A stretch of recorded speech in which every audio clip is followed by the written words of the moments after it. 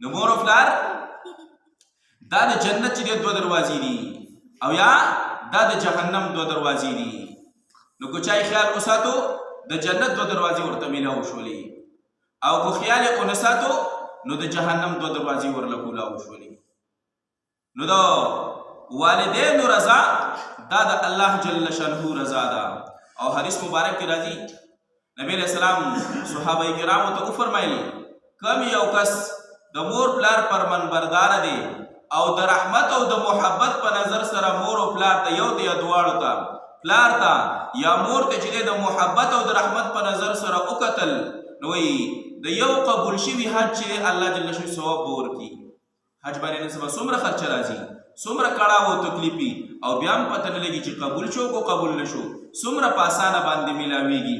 او نبی علیہ السلام فرمایي چې د قبول شوي حج چې د بشارت دی پی چې د قبول شوي حج ثواب ورته میلاویږي. یو صحابي عرض کو د الله رسوله وای اگر کوڅو په یو ورځ کې سل کرته ورته ګوري مور او پلار وخته او په رحمت په نظر سره نبی علیہ السلام ورته فرمایي چې سل کرته ورته ګوري د سلو حجونو ثواب الله جل په یو ورځ کې درکې چې ورته کوي الله خزانو کې وسه کمی نه راځي. لکه څو سيزونه دي د هغوی مخ ته کتل چې دا هم ثواب دی او دا د سيزونو ته کتل هم ثواب دی.